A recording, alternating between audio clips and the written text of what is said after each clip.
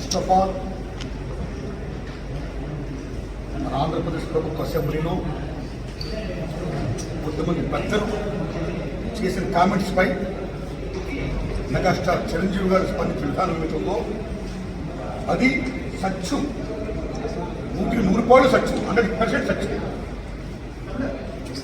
అప్పుడు వైఎస్ జగన్మోహన్ రెడ్డి గారి హయాంలో ఆయన సీఎంగా ఉన్నప్పుడు, పేరు నాని గారు సినిమాటోగ్రఫీ మంత్రిగా ఉన్నప్పుడు ఇండస్ట్రీ నుంచి చిరంజీవి గారితో పాటు చాలామందిని వారు ఆహ్వానించడంలో నేను కూడా ఒకండి. చిరంజీవి గారు మాట్లాడుతూ నాడు కూడా వచ్చాడు మాకు అన్నారు. కాబట్టి చాలామంది మీలాంటి మిత్రులు నన్ను ఈవేళ అక్కడ ఏం జరిగిందని అడుగుతున్నారు. కాబట్టి చెప్పాల్సిన బాధ్యత నాపై ఉంది. కాబట్టి నేను చెప్తున్నా, సత్యం చెప్తున్నాను మీకు. జగన్మోహన్ రెడ్డి గారి గవర్నమెంట్ మా సినిమా కళాకారులు కానీ చిరంజీవి గారిని కానీ ఎవరిని కూడా అవమానించలేదు. ఎందుకంటే కోవిడ్ కష్టకాలంలో సినిమా రంగం ఏమైపోద్ది అని భయోందనతో ఉన్న దశలో పరిశ్రమ పెద్దలందరూ కలిసి చిరంజీవి గారిని కలిసారు. పరిశ్రమ పెద్దగా ఆయన భావించి, ఆయన గౌరవించి నన్ను ఆహ్వానించారు. చిరంజీవి గారు స్వయంగా నాకు ఫోన్ చేశారు. అనే సంస్కారం. అప్పుడు నేను ఢిల్లీలో ఉన్నా. నారాయణమూర్తి ఇండస్ట్రీ క్లిష్ట పరిస్థితిలో ఉంది. భారీ చిత్రాలతో పాటు సగటు సినిమా తీసే ఇలాంటి వాడు అందరూ కూడా రావాలి, విప్రీలు చెప్పాలి, మనందరూ ప్రభుత్వాన్ని కలవాలి, ప్రభుత్వం నుంచి మనకి ఏ సహాయ శాఖలు వస్తాయో మనం స్వీకరించాలి, మనం విన్నవించాలి అని చిరంజీవి గారు చెప్పడం, అందరూ మీట్ అవ్వడం చిరంజీవి గారి ఇంట్లోనే జరిగింది. అప్పుడు అనేక మంది వారి వారికి అభిప్రాయం చెప్పారు. ఆయన్ని తీసుకుని మన సీఎం గారి గారితో నేను చెప్పారు. వారు సీఎం గారితో మాట్లాడారు స్వయంగా. అలాగే నేను కూడా పేరు నాని గారి మీద విజ్ఞప్తి చేశాను. అందరూ అలా చాలా మంది విజ్ఞప్తి చేశారు. ముఖ్యంగా చిరంజీవి గారు తీసుకున్న రోలు సెల్యూట్. మమ్మల్ని ఎవరో అవమానించారు, తన గౌరవించారు. మేమందరికి వెళ్ళాం, సమస్యను చెప్పాం. సీఎం జగన్మోహన్ రెడ్డి గారు సానుకూలంగా స్పందించారు. పేరు నాని గారితో మాట్లాడి ఏం కావాలో మొత్తం తీసుకోండి అన్ని మనం చేద్దాం అని ఇప్పుడు చెప్పారు. ఈ ధైర్యం తెచ్చుకోండి, ఈ ధైర్యం తెచ్చుకోండి. ఓకే, ఆ సమస్యలు ఇంకా ఉన్నాయి, పోయినాం. ఆయన ప్రభుత్వం ఇప్పుడు లేదు. ఇప్పుడు మన చంద్రబాబు నాయుడు గవర్నమెంట్ వచ్చింది. ఇప్పుడు ఈ గవర్నమెంట్ లో ఆనాడు ఎక్కడ ప్రియాంబుల్, గత గవర్నమెంట్ లో ఏ ప్రియాంబుల్ ఉందో, ఏ ప్రజలకు ఏ సమస్యలు ఉన్నాయో, ఏ ఇండస్ట్రీకి, సినిమా ఇండస్ట్రీ ఎనిబడి ఎన్నికలు చేయాల్సి వాళ్ళకి ఏ సమస్యలు ఉన్నాయో ఎక్కడ ప్రియాంబుల్ గత ప్రభుత్వంలో ప్రజలు విన్నవించుకున్న విన్నపాలు ఏవైతే ఉన్నాయో ఆ విన్నపాలను ఇప్పుడు, ఆ సమస్యలు ఇప్పుడున్న ప్రభుత్వం చంద్రబాబు నాయుడు హయాంలో నెరవేర్చాలని, దానికి సినిమాటోగ్రఫీ మంత్రి గారు దుర్గేష్ గారు సహకరించాలని, మన తెలుగు ఇండస్ట్రీ నుంచి వెళ్ళి ఇవాళ డిప్యూటీ సీఎంగా ఉన్న పవన్ కళ్యాణ్ గారు చొరవ తీసుకోవాలని నేను విజ్ఞప్తి చేస్తూ మా సమస్యల్ని, మన పరిశ్రమ సమస్యల్ని క్లియర్ చేయాల్సిందిగా మనస్ఫూర్తిగా వారిని కోరుకుంటున్నాం. Thanks a lot. Sir, Balakrishna గారు ఎవరు అడగలేదు అని చెప్పడం అనేది వారు తెలిసింది వారు చెప్పారు. అది కరెక్ట్ కాదు.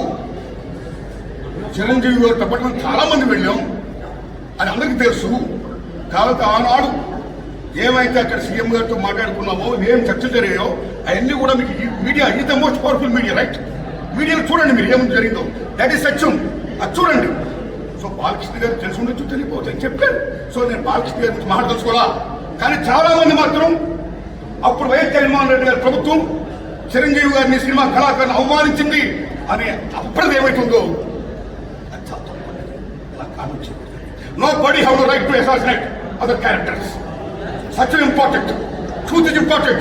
ఆ ట్రూత్ అప్పుడు ఏ కెమెరా అయితే షూట్ చేసావు అది చూడండి, అది తెలుసుకోండి, జనాన్ని చెప్పండి.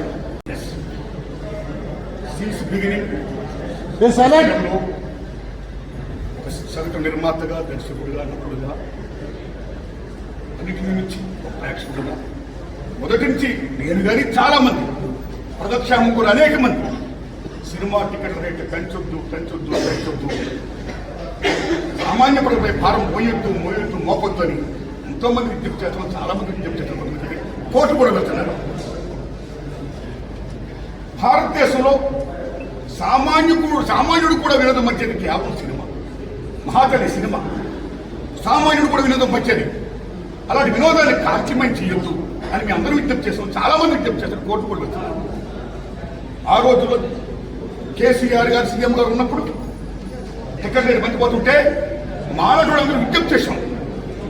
మా విజ్ఞప్తిని మన్నించి కేసీఆర్ గారు అప్పుడు టికెట్ రేట్ పెంచలా. కానీ తర్వాత అదే గవర్నమెంట్ లో కొద్దిమంది వెళ్ళి ప్రొడక్షన్ కాస్ట్ ఎక్కువైపోతుందండి, టికెట్ రేట్స్ అయినా పెంచకపోతే మీరు కోరుకోవడం కష్టం అని విజ్ఞప్తి చేయడం వల్ల మళ్ళీ అగైన్ టికెట్ రేట్లు పెంచారు. అప్పుడున్న గవర్నమెంట్ కూడా పెంచారు. కాబట్టి ఇప్పుడు రేవంత్ రెడ్డి గారి గవర్నమెంట్ వచ్చింది. రేవంత్ రెడ్డి గారి గవర్నమెంట్ వచ్చిన తర్వాత అగైన్ ఈ టికెట్ రేట్ పెంచడం అనేది చిల్లిపోయినా ఇది కరెక్ట్ కాదు. ఎందుకంటే టికెట్ల రేట్లు పెంచేది కేవలం హీరో అభిమానుల కోసం, ఆ ఒత్తిడిని తట్టుకోలేక ఒత్తిడిని తగ్గించడం కోసం, కాస్ట్ను పెంచుకోవడం కోసం, కాస్ట్ వీకర్ తెచ్చుకోవడం కోసం పెంచుతున్నాం అంటున్నారు. హీరో అభిమానులు కూడా తల్లిదండ్రులు ఉంటారు, హీరో అభిమానులు కూడా పేదవాళ్ళు ఉంటారు. ఒక టికెట్ 1000 రూపాయలు అయితే ఎలా కొంటారు టికెట్లు? ఎక్కడ అప్పుసుప్పు చేస్తారు, ఏమేమి పోతారు ప్రేక్షకుడు, ఎంత భారం మోపుతున్నారు? అది కరెక్ట్ కాదు. ఇవాళ మళ్ళీ చెప్తున్నారు మిత్రులారా, మీరు నమ్మండి, మన తెలుగు చలనచిత్ర పరిశ్రమలో ఫస్ట్ బ్లాక్ తీశారు. That is the biggest hit in India in Telugu. ఆ సినిమాకి 5 years పట్టింది. ఖర్చు పెట్టాను, నా సినిమా రిలీజ్ చేస్తున్నాను, టికెట్ పెంచండి అని ఏనాడు ఆయన ప్రభుత్వం అడగా శంకర్ రెడ్డి గారు. అదే లవ్ కుశ సూపర్ డూపర్ చేయింది. మీరు నమ్మండి, 5-6 సంవత్సరాలు కంటిన్యూ కానింది. వాళ్ళతో లాభాలు వచ్చాయి. In Telugu love Kusha, take Hindi, Mughlai Yadav, Sholay. Mughlai Yadav Asif గారు తీశారు, 9 ఏళ్ళు పట్టింది. గోల్డెన్ కోర్టు ఖర్చు పెట్టాడు ఆయన. నాకు 9 ఏళ్ళు పట్టింది, చాలా కోట్లు ఖర్చు పెట్టాను, నా సినిమా రిలీజ్ చేస్తున్నాను, నా టికెట్ పెంచండి అని ఆసిఫ్ గారు ఏనాడు కూడా ప్రభుత్వం అడగలా. ఆ సినిమా సూపర్ డూపర్ అయింది, ట్రక్కుల లాభాలు వచ్చాయి.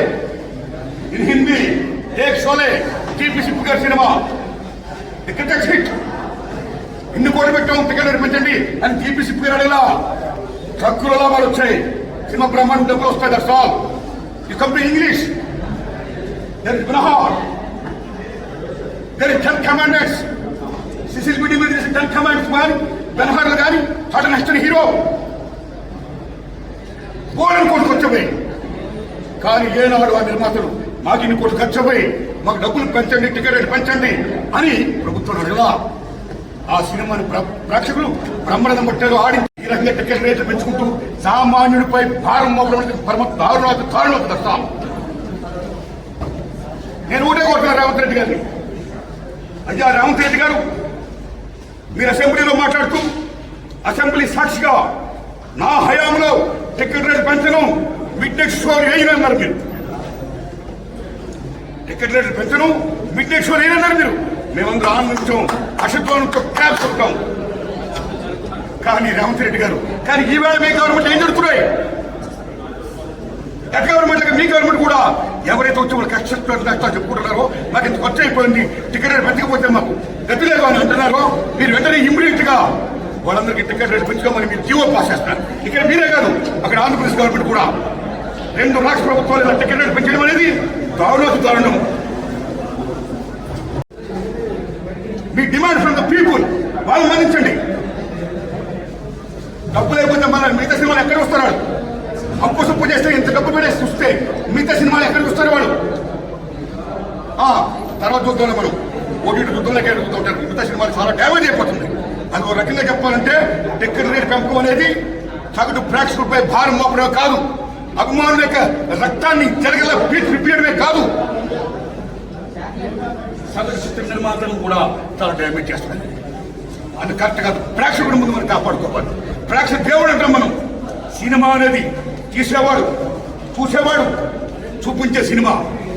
అందుకే సినిమా ఇండస్ట్రీ పరిశ్రమ నిర్మాతతో పాటు, దర్శకులతో పాటు, 24 క్రాఫ్ట్తో పాటు వాళ్ళు ఎంత ఇంపార్టెంటో, ప్రేక్షక దేవుళ్ళు ఎంత ఇంపార్టెంటో, వాళ్ళందరికీ మంచి సంఘాలకర్తగా ఉండే సినిమా థియేటర్ అంటే దేవాలయాలు, అది అంత ఇంపార్టెంట్. కాబట్టి ఈ సినిమా ఇండస్ట్రీ మనుగడ సాగించాలంటే, అందరూ బాగుండాలంటే తగించి రేవంత్ రెడ్డి గారు, చంద్రబాబు నాయుడు గారు తగించి టికెట్ రేట్ పెంచకండి సార్. మీకు హంబుల్ రిక్వెస్ట్ చేస్తున్నా, దండం పెడుతున్నా, సగటు ప్రేక్షకులు మీరు గౌరవించండి sir. You must respect the people. My whole heartedly I'm requesting you. నేను మన తెలంగాణ రాష్ట్ర ముఖ్యమంత్రి శ్రీ రేవంత్ రెడ్డి గారిని, మన ఆంధ్రప్రదేశ్ ముఖ్యమంత్రి శ్రీ చంద్రబాబు నాయుడు గారిని విజ్ఞప్తి చేస్తాను. అయ్యా, మా సినిమా ఇండస్ట్రీలో చాలా మంది ప్రముఖులు వారి సమస్య చెప్పుకోవడం కోసం మీరు పిలుస్తున్నారు, వారు చెప్తున్నారు. What the best service you're doing. ధన్యవాదాలు. ఇండస్ట్రీ డెవలప్మెంట్ కోసం వాట్ ది బెస్ట్ కాంట్రిబ్యూషన్ చేస్తామని చెప్తున్నారు. ధన్యవాదాలు. The same time my humble request, times వారినే కాదు ఫిల్మ్ ఇండస్ట్రీకి ప్రాతినిధ్యం వహిస్తున్నటువంటి ప్రొడ్యూసర్ కౌన్సిల్ వారిని, ఫిల్మ్ ఛాంబర్ వారిని, సేమ్ టైం సగటు నిర్మాతలను కూడా మీరు ఆహ్వానించండి. వాళ్ళ సమస్య తెలుసుకోండి. ఎన్నో సమస్యలు దే ఆర్ ఫేసింగ్. చాలా సినిమా థియేటర్ దొరకట్లా. ఎన్ని సంవత్సరాలు బట్టో అనేక గవర్నమెంట్ విజ్ఞప్తి చేస్తున్నాం. సగటు సినిమాకి థియేటర్ మీరు ప్రొవైడ్ చేయండి అని. ఇంతవరకు డిమాండ్ నెరవేరలా. ఆ ఒక్క డిమాండ్ కాదు, అనేక డిమాండ్ నెరవేరలా. కాబట్టి తెగించి వీళ్ళని కూడా పిలవండి. ప్రొడ్యూసర్ కౌన్సిల్ని, ఫిల్మ్ ఛాంబర్ని, సంగీత నిర్మాతలు పిలవండి. వాళ్ళ సమస్య తెలుసుకోండి. వాళ్ళు కూడా the best contribution, the best service, the best help, the best cooperation దాన్ని చేయండి. ఇది నా విజ్ఞప్తి. సేమ్ టైం రేవంత్ రెడ్డి గారు అసెంబ్లీ సాక్షిగా నేను టికెట్ రేట్ పెంచను నా ప్రభుత్వ హయాంలో, ఈ సేమ్ టైం మిడ్ నైట్ షోలు ఉండవు అని బ్రహ్మాండంగా అసెంబ్లీలో చెప్పారు. సెల్యూట్. ఈ ప్రజాస్వామ్యంలో అసెంబ్లీ అంటే దేవాలయం. మీ నాయకులు ది రిప్రజెంట్ ఆఫ్ గాడ్, దేవుని ప్రతినిధులు మీరు, టు సర్వ్ ద పీపుల్. కాబట్టి అలాంటి అసెంబ్లీ దేవాలయంలో మీరు ఏం మాట ఇచ్చారో ఆ ఆడిన మాట తప్పకుండా ప్రేక్షకుల్ని, సగటు నిర్మాతని, హోటల్ ఇండస్ట్రీని, మొత్తం పరిశ్రమ మనుగడ్ని కాపాడవలసిందిగా, టికెట్లను పెంచకుండా, ఈ మిడ్ షో లేకుండా మీరు చేయాల్సిందిగా హృదయపూర్వకంగా తమరిని, సీఎం చంద్రబాబు నాయుడు గారిని నేను మరీ విజ్ఞప్తి చేస్తున్నాను. Please honour the people. నమస్తే.